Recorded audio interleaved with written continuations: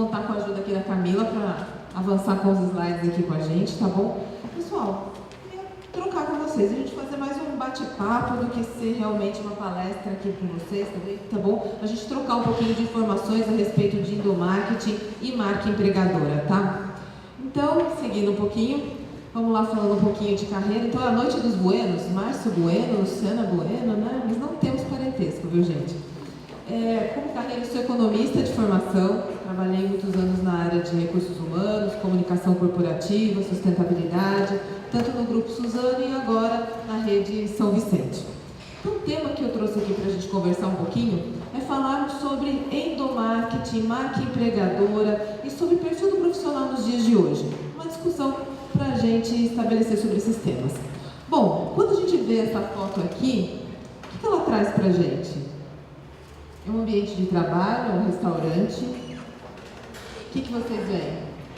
Um ambiente de trabalho gostoso, delicioso, né? Uma vontade, pô, que empresa é essa? Um ambiente de trabalho que, inclusive, nos dias de hoje não é tão difícil da gente encontrar, não é? É até realmente muito comum a gente observar várias empresas com esse ambiente de trabalho. Essa construção desse ambiente, ele é simplesmente um desejo do empreendedor de trazer um lugar mais despojado para nós? Ou isso é apenas a ponta de um iceberg de algo mais complexo? Esse ambiente, ele é a ponta de um iceberg do que a gente fala que é a marca empregadora. Quando a gente entra no conceito de marca empregadora, o que é uma estratégia de uma empresa realmente para atrair e reter os seus colaboradores? Às vezes a gente observa essas novidades no ambiente de trabalho, mas eles são, na verdade, ferramentas ainda, é o que vocês veem, mas tem coisas muito mais profundas e complexas que fazem com que essa empresa seja realmente atrativa para que a gente busque uma oportunidade de trabalho nessas empresas. E construir uma marca empregadora, ela é uma relação muito próxima da área de marketing, da área de comunicação corporativa e da área de recursos humanos, alinhada à estratégia do negócio. Então é muito profundo isso tudo. E nós chamamos esse conceito de EVP, ou Proposição de Valor para o Empregado, uma estratégia de atração e retenção de talentos. Então, como é que eu construo uma identidade corporativa que a minha oferta de trabalho se torne muito mais atrativa e uma experiência única para as pessoas que eu quero atrair para o meu negócio? E os publicitários podem ajudar muito as empresas, grandes corporações, na construção dessa marca atrativa. Como surgiu esse conceito, né? Quando a gente olha nos anos 90, começou a discutir um pouco mais quem que escolhe o trabalho. Quando vocês conversam com seus pais, com seus avós, as carreiras eram muito mais sólidas, de muito mais tempo, e na verdade as empresas escolhiam as pessoas. E a gente começa uma discussão diferenciada. A discussão é: as empresas nos escolhem ou nós escolhemos as empresas nos dias de hoje? Então a evolução de se pensar diferente, como é que eu atraio as pessoas que realmente fazem sentido para a minha organização? Fazemos tantas pesquisas para atrair o nosso cliente para a venda do produto, mas não construo uma identidade de atração para as pessoas?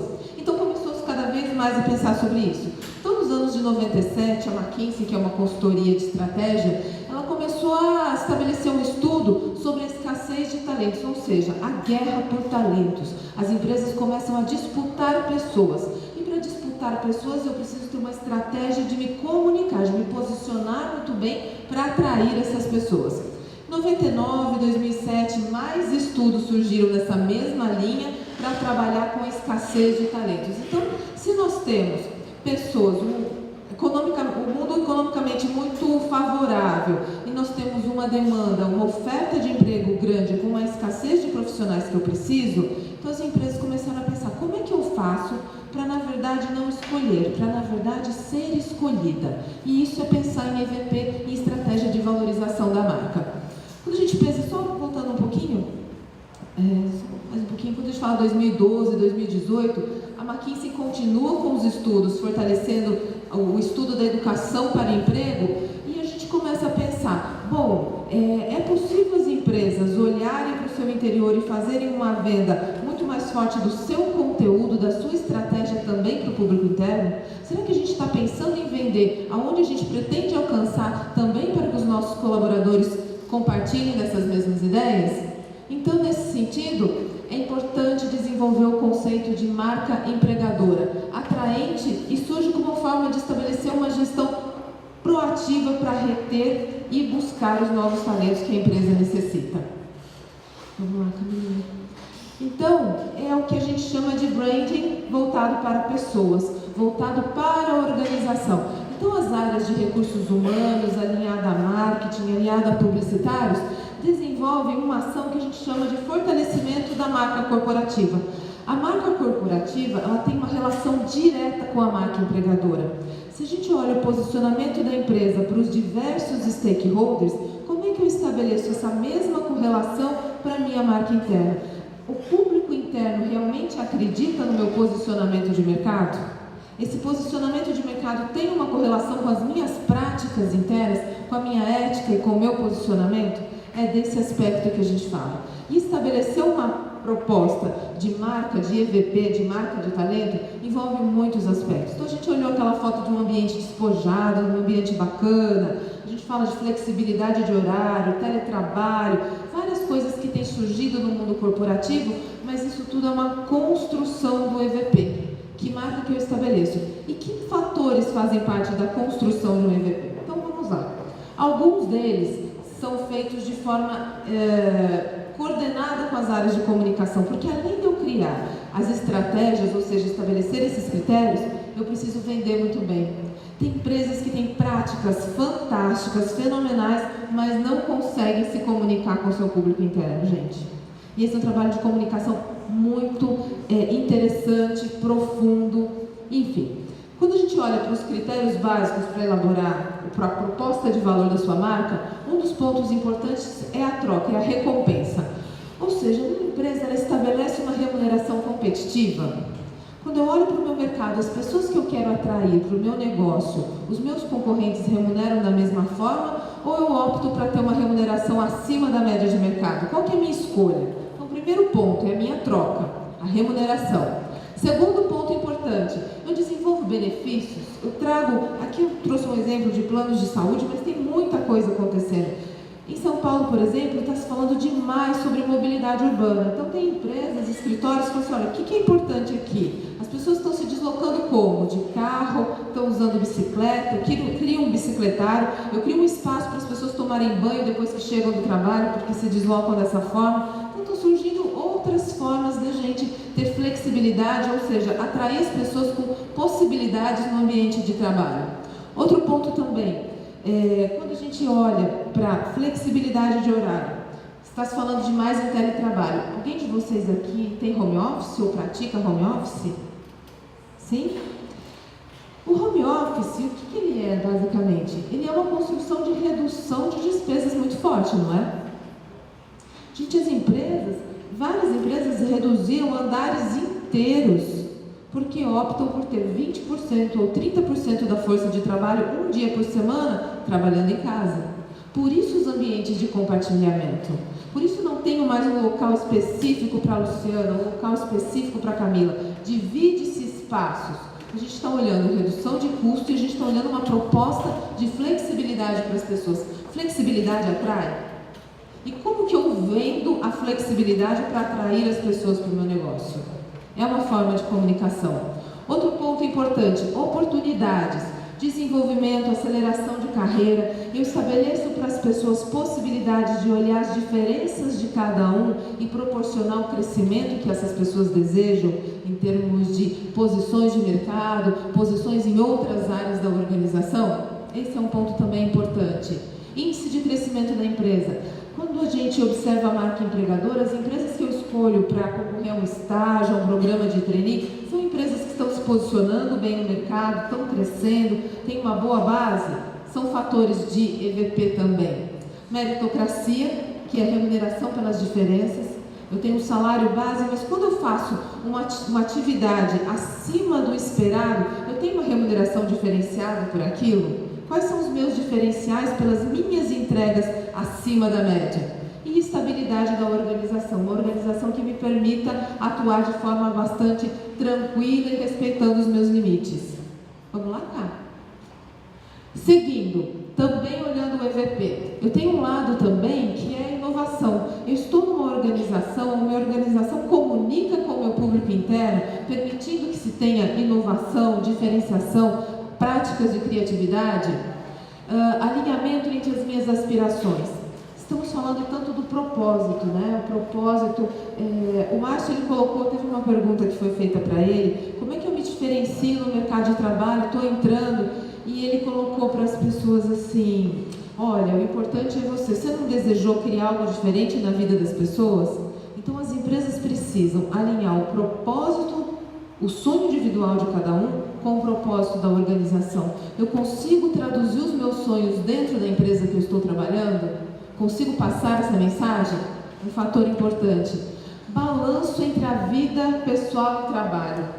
Cada vez mais as pessoas têm hobbies, outras atividades, outras vontades, outros sonhos, outras aspirações que convergem juntamente com a nossa profissão. Então a empresa proporciona isso, valoriza isso. Então são fatores de fortalecimento da marca também, de atratividade da marca. Outro ponto, quando a gente olha pessoas, construção de networking, camaradagem, um ambiente mais descontraído, um ambiente de trocas positivas, um ambiente onde as pessoas se sintam valorizadas, reconhecidas, acolhidas. Isso tudo base de uma parte muito forte de engajamento, convencimento, campanhas de engajamento que fazem toda a diferença também, e reputação da alta liderança. É preciso ter líderes que tenham uma qualidade de gestão muito forte, que extraiam isso das pessoas, né? Que as pessoas se sintam extremamente à vontade para colocar sua criatividade em prol dos resultados da organização. Todos esses fatores que a gente traz, eles precisam estar muito bem comunicados, entendidos, disseminados no público interno para fortalecer o que a gente chama de marca empregadora. Quando escolhemos uma empresa para concorrer a um programa de estágio, um programa de trainee, como é a escolha de vocês? Quais são as empresas que atraem? Eu olho no guia das melhores empresas para trabalhar? Eu olho o que essas empresas têm feito em algumas publicações? Então, como a gente constrói essa marca forte? Pode seguir. Outro ponto importante, o prestígio da organização, o porte da empresa também faz muito sentido na construção da marca. Nível de tecnologia, ética, diversidade. Nós temos visto cada vez mais na comunicação para o cliente das empresas o uso das questões de diversidade de gênero, etnia, enfim. Mas eu comunico isso para o meu cliente, mas como isso funciona dentro da minha organização? O que eu falo para o cliente, o que eu exponho, eu também pratico dentro do meu ambiente de trabalho? As pessoas se sentem respeitadas? A diversidade é realmente um valor que eu trago na escolha dos meus profissionais? Esse é um ponto relevante na construção da nossa marca. A marca reconhecida, posicionamento de mercado, qualidade de produtos e um ponto sempre muito importante, a ética. Quando a empresa se comunica com o seu cliente, com o seu stakeholder, com as diversas partes interessadas, o que ela se comunica com esses públicos realmente tem um direcionamento com que ela pratique internamente? Ela é um exemplo interno? A transparência de gestão? A transparência de gestão ela tem que ser muito forte na construção da marca institucional, na marca que eu vou trabalhar com os meus colaboradores. Então, um ponto importante. Quais os atributos são desejados para que eu comunique a respeito da minha empresa? Quais são eles? E quais a minha empresa realmente é forte para estabelecer uma atração relevante de talentos? Porque tem dois pontos. Tem o ponto de ser atrativo para trazer as pessoas que eu quero, e o outro ponto é reter as pessoas que realmente contribuem para o sucesso da empresa. Então, essa marca empregadora precisa garantir a construção desses dois aspectos. Seguindo, então, algumas questões de apoio. Se eu vou estabelecer uma estratégia de proposta de valor para a minha marca, eu tenho que me fazer algumas questões. Então, entre elas, quais são as forças e as fraquezas enquanto empregador? Aonde eu ainda preciso desenvolver os aspectos internos para atrair as pessoas desejadas? Como os meus talentos comparam a minha organização frente à concorrência? Se um concorrente chamar um headhunter vier e convidar um colaborador, uma pessoa da minha equipe, para fazer parte do quadro dela, a minha marca está forte para ele querer ficar comigo ou não? Como o meu concorrente estabelece isso? O que os seus concorrentes oferecem aos seus colaboradores ou não? Então a equipe de comunicação, a equipe de recursos humanos precisa estar muito atento em que os concorrentes oferecem e fazem para reter os seus colaboradores. Eu estou fazendo algo diferente para atrair essas pessoas, para as pessoas me escolherem como empresa, como marca empregadora? É um ponto que sempre temos que pesquisar. E por que as pessoas gostam de trabalhar para você? E as pessoas trabalham para você ou para sua empresa? Porque muitas vezes os profissionais escolhem pelo líder que o envolve, o inspira, mas muitas vezes também pela força da marca, pela força da empresa, pelo propósito que a empresa traz. E lembrando, as pessoas muitas vezes não se desligam das empresas, elas se desligam dos seus líderes. Então a força da liderança é muito importante nesse sentido. E o que elas não gostam da organização? Então é sempre importante saber também aonde eu não estou fazendo bem, aonde a minha marca empregadora não está fazendo sentido para o perfil da equipe que eu quero trazer e que vai fortalecer os resultados da minha organização. Então, se eu vou construir uma estratégia de fortalecimento da minha marca, isso tudo requer alguns passos. Então, primeiro ponto, a empresa realmente, essa organização quer estabelecer uma proposta de valor para atração de pessoas? Tem que estabelecer um fórum de discussão muito forte, isso envolve alta liderança, recursos humanos, comunicação interna, enfim. Outro ponto, alinhar a estratégia do negócio, da organização com a estratégia de gestão de pessoas. Não adianta a minha comunicação ser vazia, ela tem que ter fit com boas práticas internas de retenção de pessoas. Isso tudo também, pesquisas, fóruns de discussão. Entender as preferências e percepções dos atuais colaboradores. Da mesma forma que a gente faz a pesquisa para conhecer o nosso cliente externo, a gente precisa fazer a mesma pesquisa para entender o meu cliente interno. Nós temos diferenças geracionais que requerem uma tratativa singular para cada um. Se eu tenho uma empresa formada de profissionais da geração Y, é uma tratativa.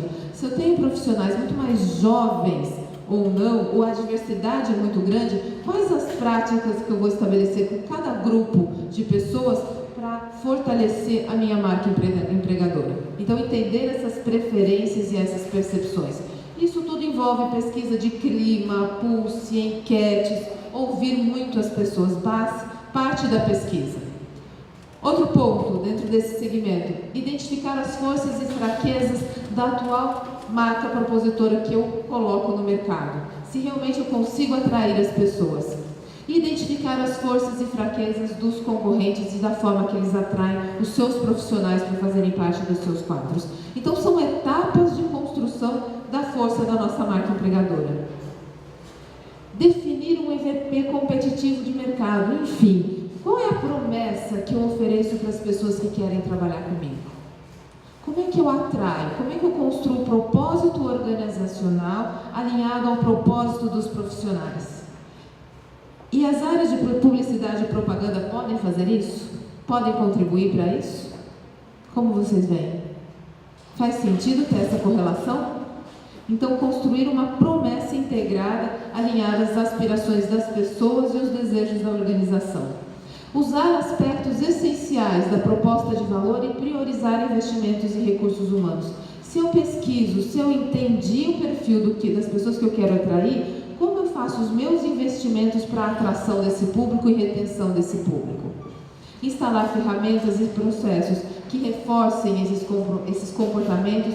Então, se eu tenho exemplos de profissionais que atingem, que estão aderentes à minha marca empregadora, como é que eu coloco essas pessoas na organização em evidência, compartilho essas histórias para que os outros entendam que esse é o sentido e a trajetória de sucesso dentro da organização. Então, contar histórias de profissionais que têm aderência a essa marca empregadora.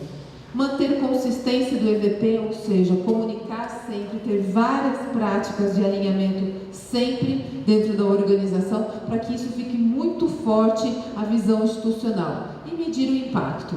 Então, todas essas atividades, essa construção do meu fortalecimento institucional interno, ele está realmente trazendo as pessoas que eu desejo e essas pessoas estão trazendo os resultados almejados? Isso tudo é uma construção de médio e longo prazo. Então, é importante estabelecer aonde se pretende chegar e quais os resultados se pretende alcançar. E um pontinho antes, e o que fragiliza, né? Se eu estou falando de marca empregadora, aonde eu posso encontrar o insucesso? Então a gente tem ali a falta de consistência entre expectativa ou entrega. Então muitas vezes as empresas estabelecem processos de seleção muito robustos, bem desenhados, com propostas de valor aderentes, mas a hora que essas pessoas entram dentro da organização, não é aquilo que eu vi, não é aquilo que foi combinado, não é aquela promessa que me foi vendida que eu realmente estou encontrando dentro dessa empresa. Então a falta de coerência entre expectativa e entrega, pouca diferenciação em relação aos concorrentes e falta de segmentação, entendimento do meu público, do local onde eu estou instalado, que pode ser regiões, pessoas, perfis diferentes. Então são fatores que podem desconstruir o meu trabalho de marca empregadora. Então, à medida que as empresas se transformam em estruturas cada vez mais fluidas de gestão, alterando fronteiras e alianças e atividades comerciais, as marcas surgem e elas se tornam uma cola com a questão da cultura corporativa. Então, a cultura, ela fortalece, ela define o que é a nossa marca empregadora. Então, é algo para se diferenciar da concorrência e trazer o resultado. O que hoje define e diferencia pessoas dentro da organização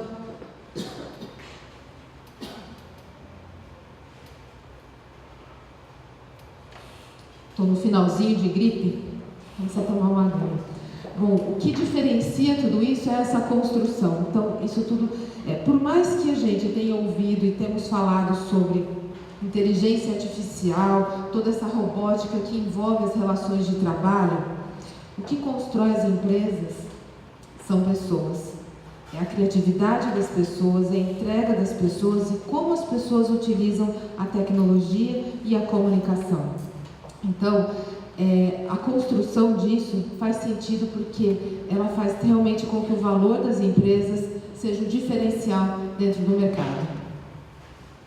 Bom, e aí vem a pergunta, e você nesse contexto? Se falamos de marca empregadora, da possibilidade de atração, de ajudar as empresas na construção do processo de atração dos profissionais, volta a pergunta, as empresas que realmente eu tenho vontade de trabalhar, eu consigo uma posição nelas ou o que elas esperam de mim? A gente olha para o mercado de trabalho hoje, nós temos 13 milhões de desempregados, não é isso? E as empresas não têm os talentos que elas esperam. Essa equação não fecha, certo? 13 milhões de desempregados e as empresas precisando de pessoas. Então, o que as empresas esperam desses novos profissionais que essas marcas estão construindo um conceito para atração tão forte e encontra tanta dificuldade de ter as competências a serviço dos seus resultados? Então vamos falar um pouquinho dessas competências? Tem gente aqui que está no mercado de trabalho procurando oportunidade? Ou está todo mundo empregadinho aqui? Todo mundo empregado? Está bem? Estão com sorte? Então vamos lá.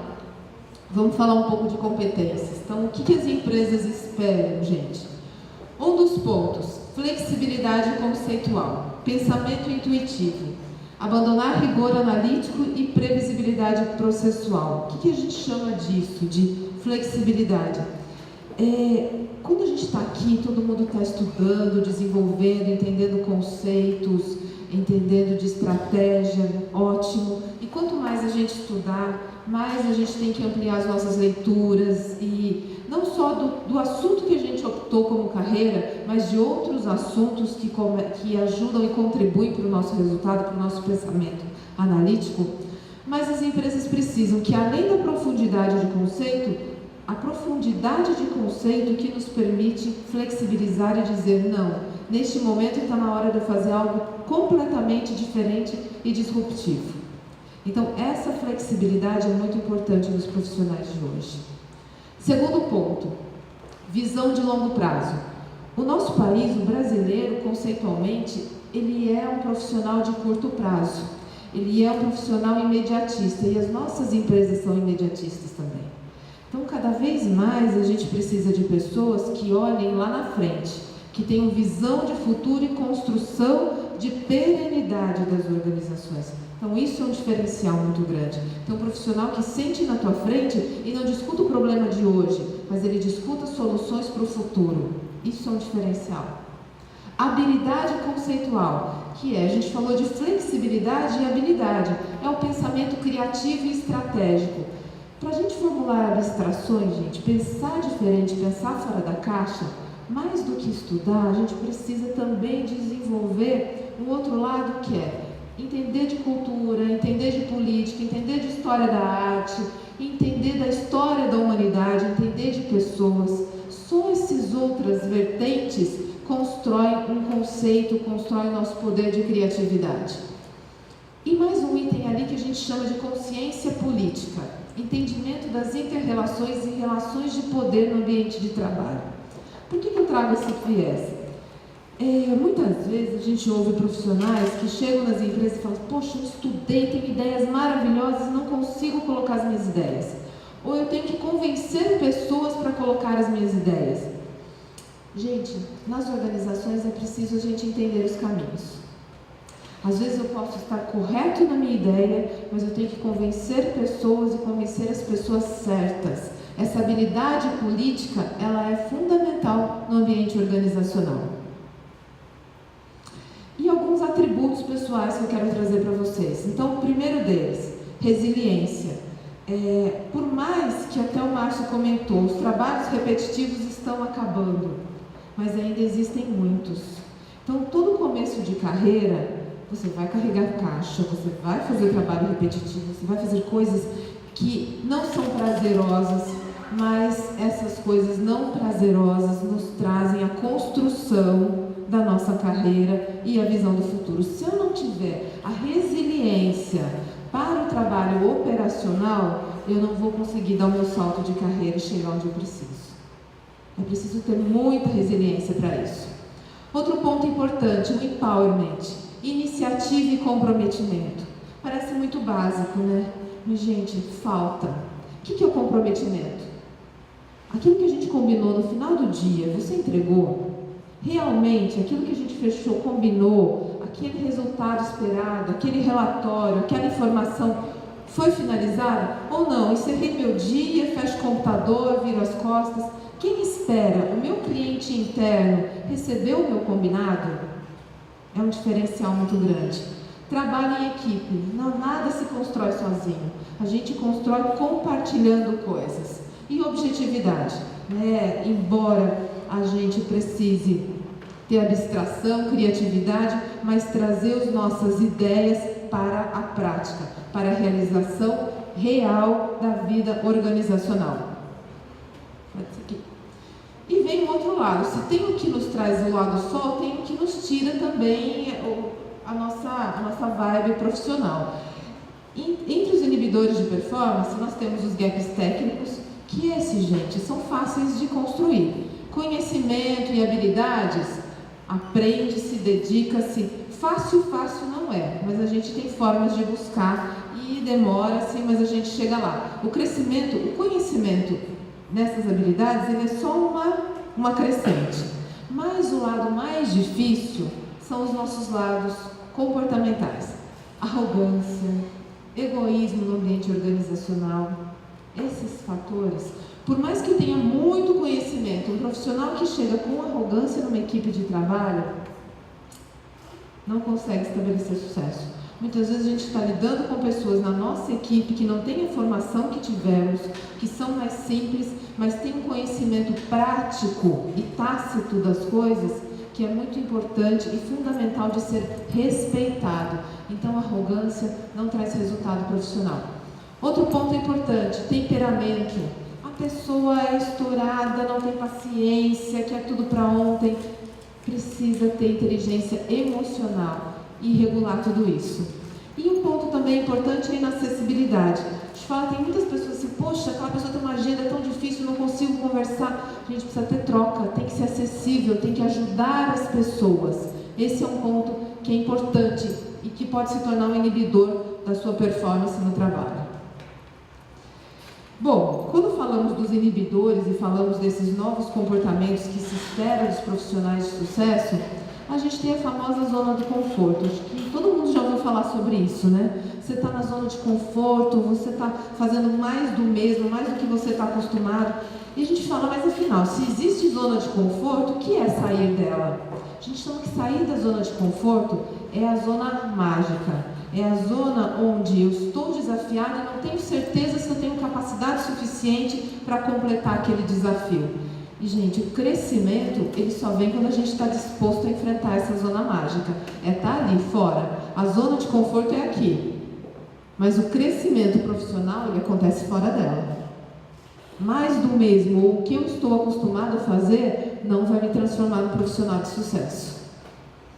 Quando a gente entra nesse conceito, eu tenho aqui a minha capacidade, onde eu sou, tenho conhecimento e os desafios que me são colocados. Muitas vezes os desafios são maiores do que a minha crença de capacidade. E isso tudo é uma equação complicada, porque ele pode gerar ansiedade, frustração, preocupação, mas se eu consigo convergir a minha vontade com capacidade e desafio, eu entro no que a gente chama de flow, ou seja, um desenvolvimento realmente para onde eu pretendo chegar.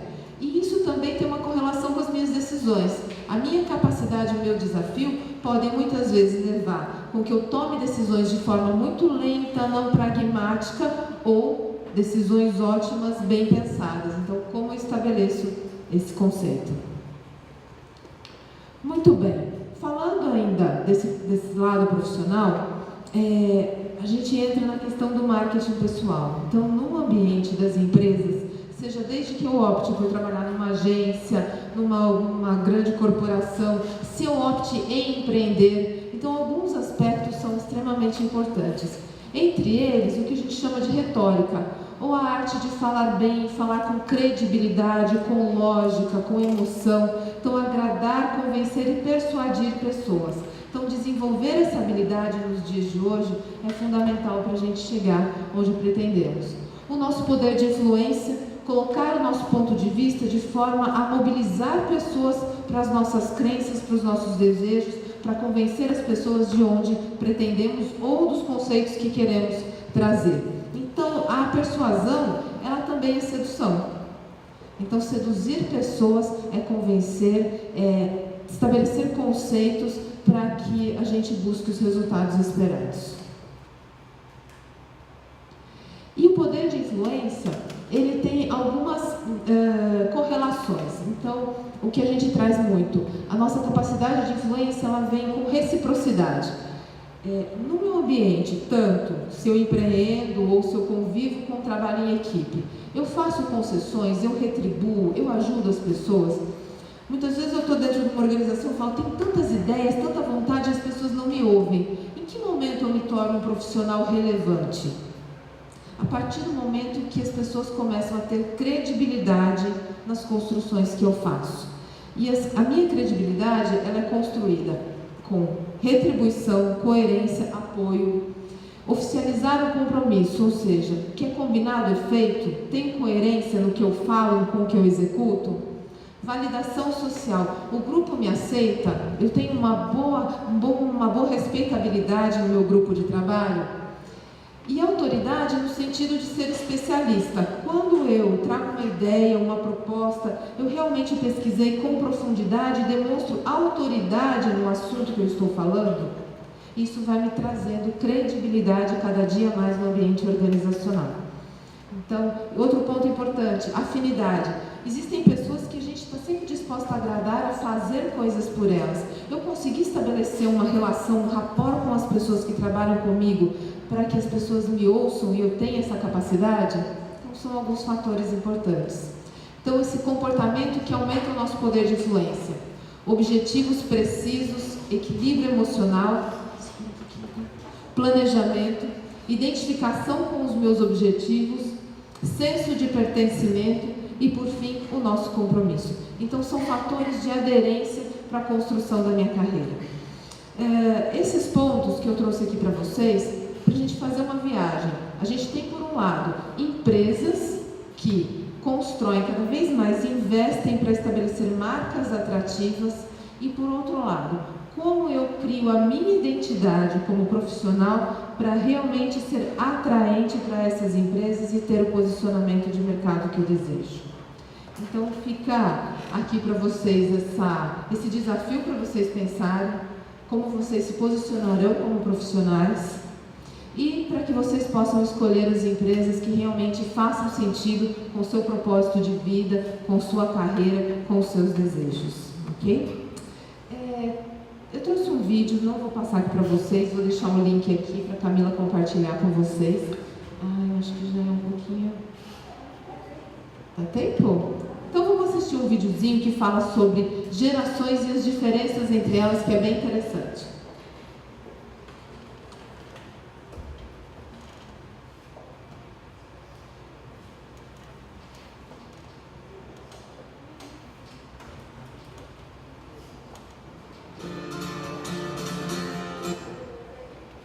What are you doing right now? Is it something that you really love? Millions of people at this very second are doing exactly what makes them happy.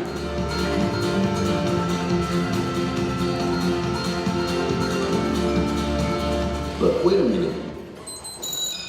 You spend a big part of your life working. And any job has the potential to drive you insane. I think this is a good time for a break. But, of course, there's a bright side.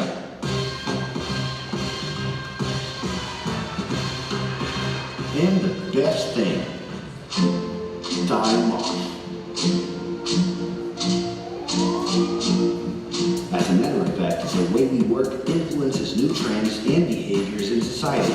And if some things are new and different to you, and to everyone else, it's good to know that the ones who really capture the idea are those young millennials.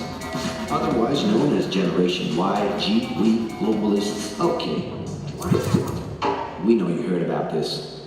They represent a new workforce in the global market and have high aspirations. Half of them already have or plan to open their own businesses.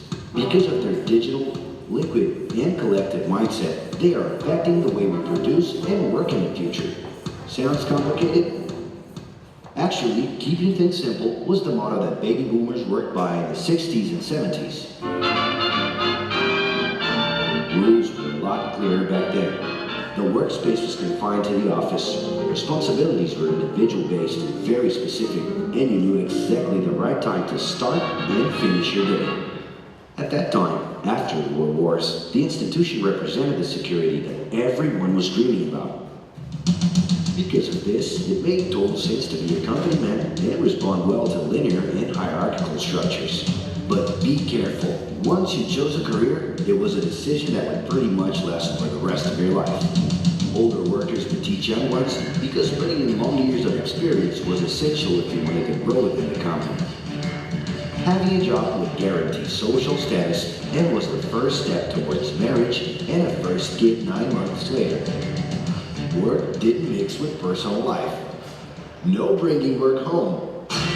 But baby boomers worked a lot. And this had to do with keeping a deep sense of discipline and honor. Day-to-day sacrifices guaranteed that the family would be taken care of, and they knew that a big payoff would come, even if it would take a while.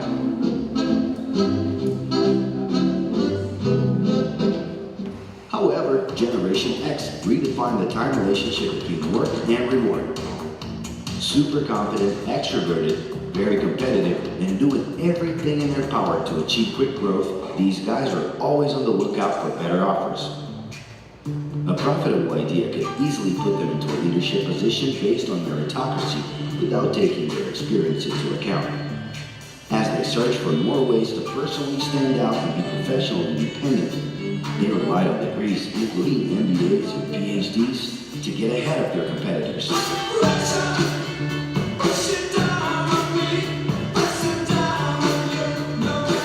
In this more individualistic style of thinking, a nice wardrobe and a business card can help them close better deals and expand their network. Being in the right place at the right time is what would define the work schedule. Business time was extended into the happy hour.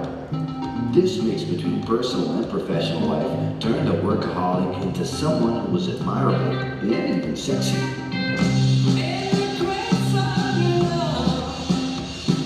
The winner was whoever could get onto the board of directors in the shortest time possible. I can do anything if I can just get a chance.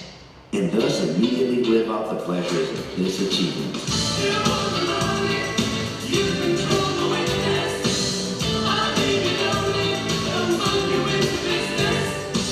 But today the journey's a little different.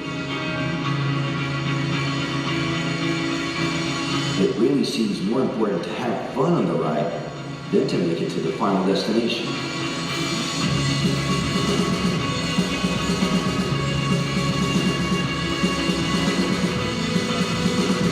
Ironically, millennials, those unpredictable kids, are the ones perfectly translating this new vision. In a time when pleasure determines professional accomplishment, they know, like no one else, how to recognize opportunities that lend passionate work. It's not right, but it's now or never. The creative economy, new professions, entrepreneurship boom, and the new collective power are painting a brilliant and never-before-seen scenario. No wonder millennials are so impatient. The speed at which they connect with the world sets the pace for their work relations. Projects that only will make a difference in the long term just don't stimulate them. And they need constant feedback so they can feel that their efforts are being recognized. No, it's great. I love it. The traditional pyramid inside of companies doesn't really fit with these anxious young people. They're excited about working with older generations, but only if the relationship is on equal terms and with mutual respect. It's all about exchanging knowledge, no matter your age. Being that millennials find empowerment in discovering things on their own. It's natural for them to diversify their channels and seek out informal types of education instead of simply picking out a major. In the end, professional commitment is not just a norm. It's something that naturally comes from truly engaging experiences. Besides having a job, it's become more important to have a purpose that can be carried out in different forms at the same time. Mobility, shared workspaces, home offices, and the possibility to create your own hours make work always present, anytime and everywhere. For that reason, people with different work styles are having more freedom to tap into their talents, and even those with introverted personalities can transform their ideas into million-dollar businesses. Yes, you can stay in your pajamas as long as you maintain an updated and attractive profile across your social network.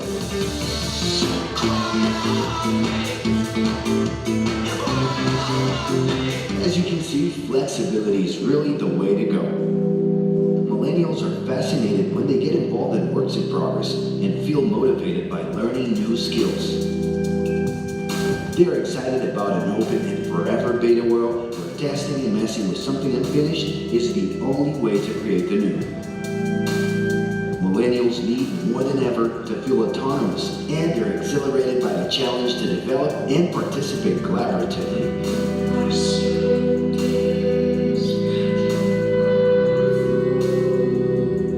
They can change direction quickly and don't let attachments hold them back. It's about living better in the present with no illusion that the future can be controlled.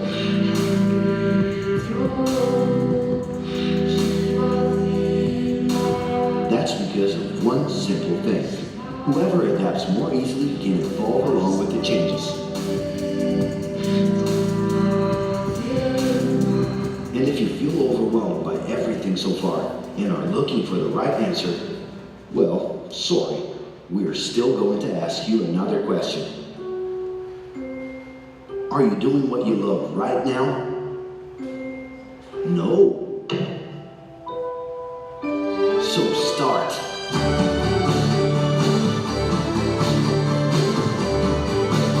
The and your life is in a hurry. Discover your life's purpose and make it happen. Loving your work will put you in motion. It's the only way to lead a fulfilling life every day.